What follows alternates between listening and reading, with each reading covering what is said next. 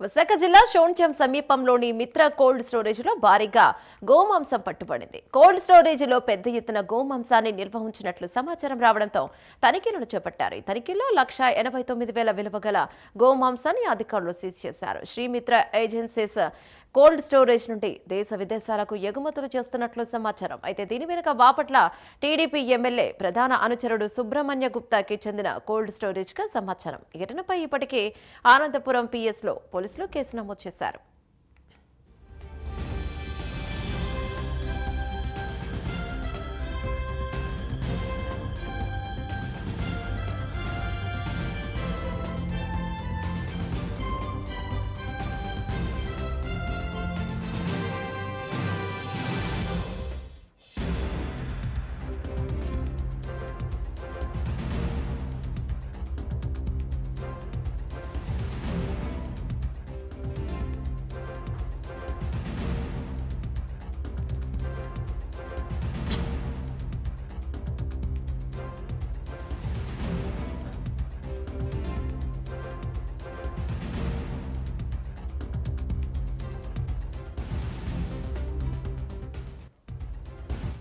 విశాఖ జిల్లా శోణ్యం సమీపంలోని మిత్ర కోల్డ్ స్టోరేజ్ లో భారీగా గోమాంసం పట్టుబడింది. కోల్డ్ స్టోరేజ్ లో పెద్ద ఎత్తున గోమాంసాన్ని నిల్వ ఉంచినట్లు సమాచారం రావడంతో తనిఖీలను చేపట్టారు. ఈ తనిఖీలో 1,89,000 విలువ గల గోమాంసాన్ని అధికారులు సీజ్ చేశారు. దీనిపై మరింత సమాచారం మా కరెస్పాండెంట్ చంద్రశేఖర్ అందిస్తారు. రైట్ చంద్రశేఖర్, చెప్పండి. Good morning.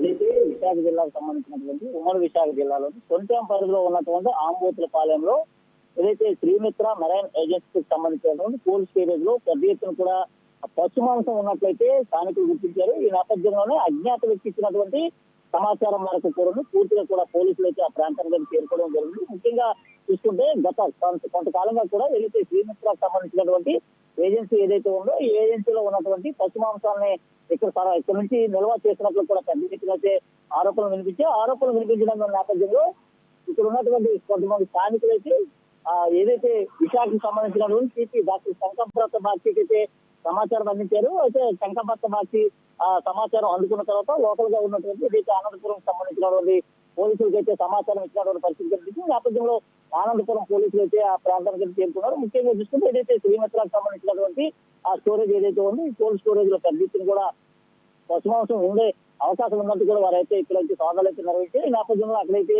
కొన్ని అనుమానాస్పదమైనటువంటి మాంసానికి సంబంధించినటువంటి ఆనవాళ్ళు అయితే గుర్తించారు. ఆనవాళ్ళు గుర్తించిన తర్వాత నిర్ధారణకు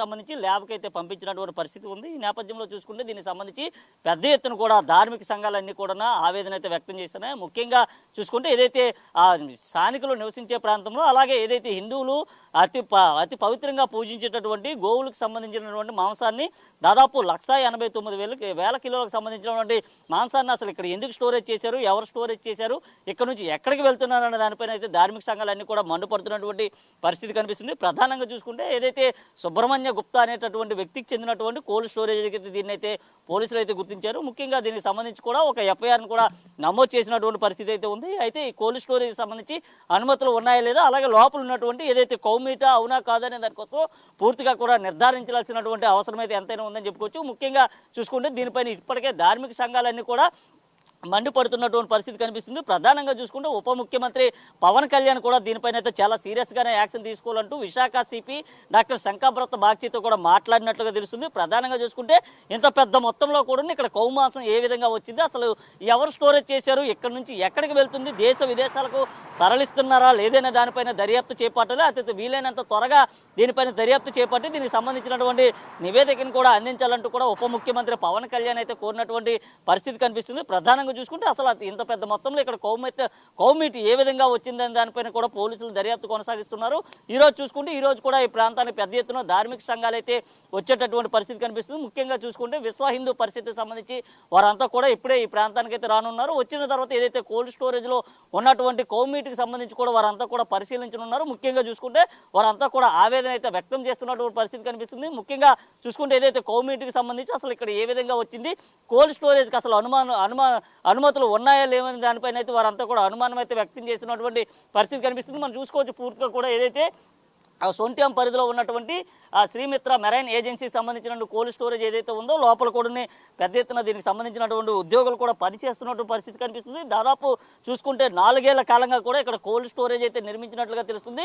అయితే 4 ఏళ్ల కాలంగా కూడా ఇక్కడైతే దీనికి సంబంధించినటువంటి ఏదైతే మెరైన్కి సంబంధించిన ఎక్స్పోర్ట్స్ ఇన్పుట్స్ ఏవైతే ఉంటాయో అవన్నీ కూడా ఎక్కడి నుంచే కొనసాగుతున్నటువంటి పరిస్థితి ఉంది. అయితే ఈ రోజు కూడా ధార్మిక సంఘాలంతా ఈ ప్రాంతానికి రానున్నటువంటి నేపథ్యంలో పోలీసులు పూర్తిగా కూడా మోహరించినటువంటి పరిస్థితి అయితే కనిపిస్తుంది. ముఖ్యంగా చూసుకుంటే దీనిపైన ఉప ముఖ్యమంత్రి చాలా సీరియస్గా యాక్షన్ తీసుకోవాలంటూ కూడా చెప్పినటువంటి పరిస్థితి కనిపిస్తుంది. ముఖ్యంగా చూసుకుంటే హిందువులు గోవులుగా భావించేటటువంటి ఇలాంటి కోల్డ్ స్టోరేజ్లో ఇక్కడ కౌమిట్ ఏ విధంగా వచ్చిందనే దానిపైన కూడా ఉప ముఖ్యమంత్రి పవన్ కళ్యాణ్ చాలా సీరియస్గా ఉన్నట్లుగా అయితే తెలుస్తుంది. Yamuna. Right, thank you Chandrasekhar.